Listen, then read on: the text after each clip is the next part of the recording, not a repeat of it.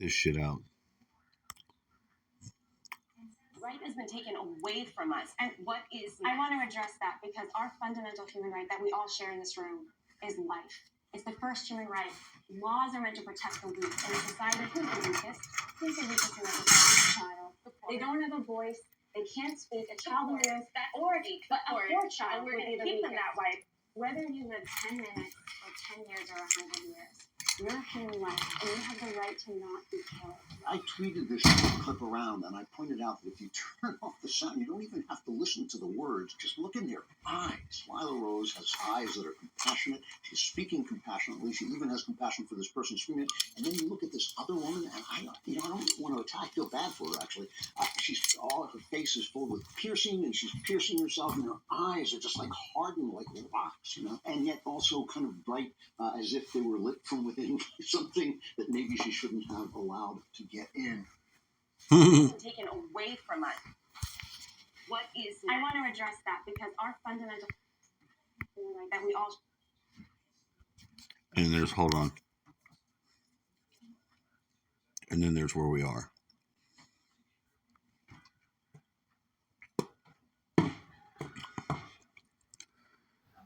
Doesn't it look like he's channeling his own?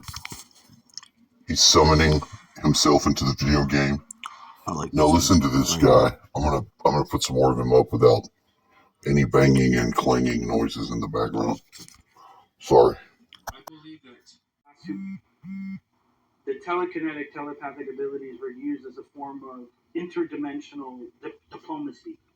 It was used to prevent and stop certain attacks, certain cataclysmic events, not on just this world, but all worlds.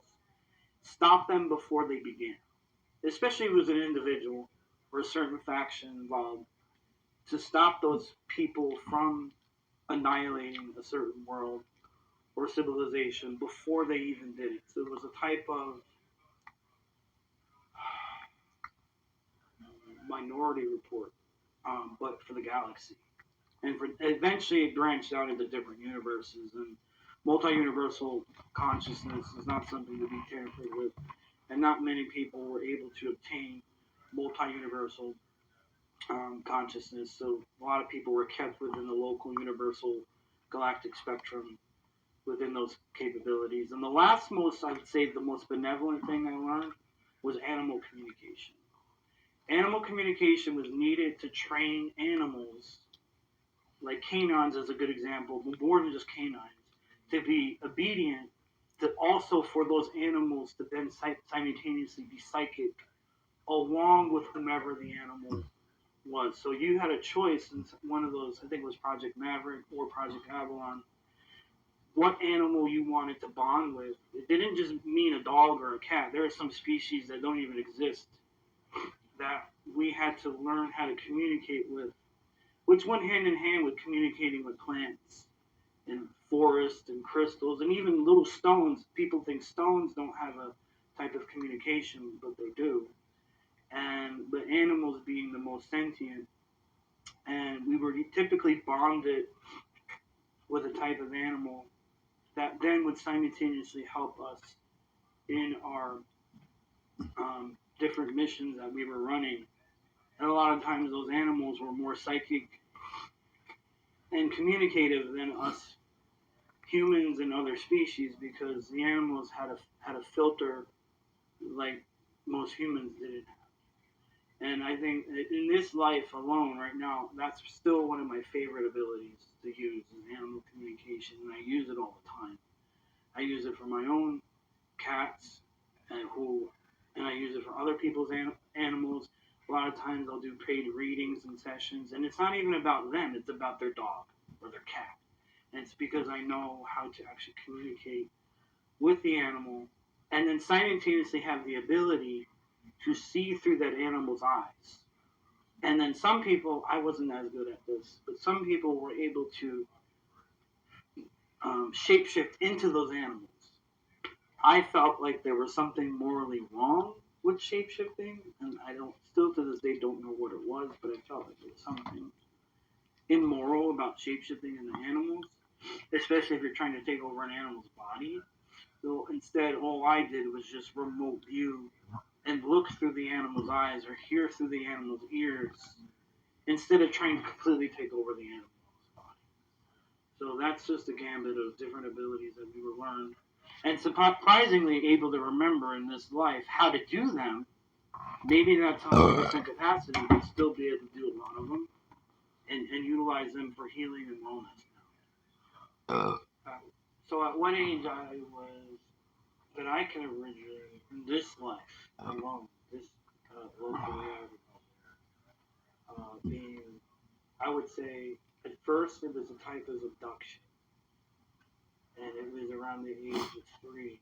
And I remember all my memories, even in my mom's womb. So it was, even how I got into my mom's womb was almost a type of artificial implantation and a type of artificial enhancement.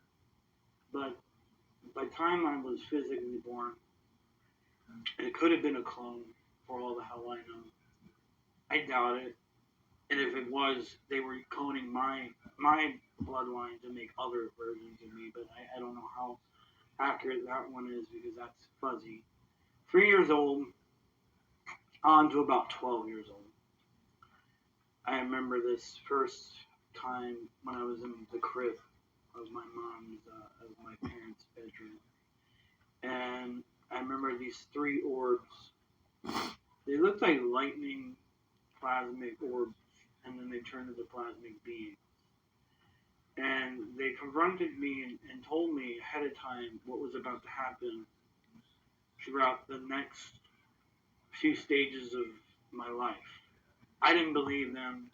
It kind of reminded me of beings that were representing the past, distant, ancient past, present, future, simultaneously. They were a type of guardian race.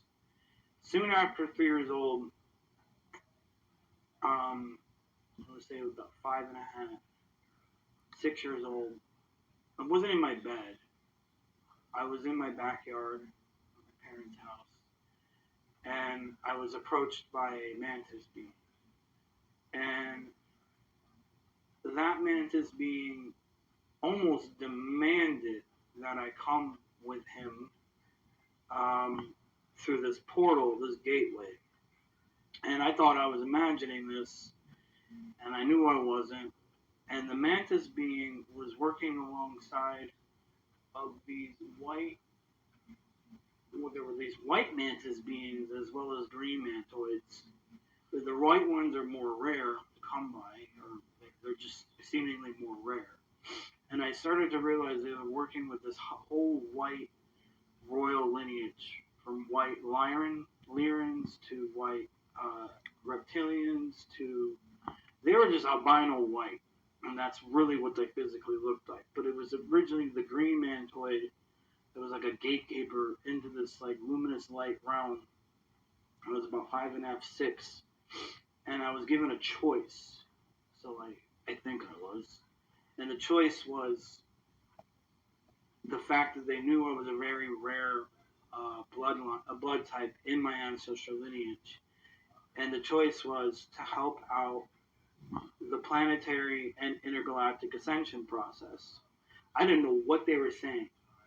I was still a kid and learning how to read English, but they were completely telepathically communicating with me. And they said a lot of these decisions, if you choose to come with us, you're going to be working with both light and dark and different neutral factions in between. I was like, I don't want to work for any of the dark.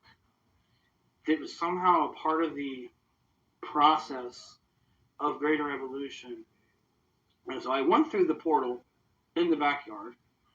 And the weird thing is, before I even went through it, they were trying to teach me, even in that moment, how to make my own portals and how to create my own portals so I knew how to get back. Because they ultimately wanted me to learn how to do this on my own from the very beginning. So I was like, can we just get there? And no, they had this whole instructional blueprint layout set up. I show up in this realm that I'd call the construct. Similar to this very white, pearlescent, white, luminescent realm. A little bit of blue in it. was approached by what I now call the Council of 12, but it really is a council of 144. There was a very, very dark, sinister, evil faction. There's a very, very neutral, indifferent faction, and there was a very light, super luminous, peaceful faction. They all had different reasonings for wanting to recruit me and us children. And they said in order to pass through the different levels and layers of the hierarchy, I indirectly had to start with the darker factions, even if I wanted to or not.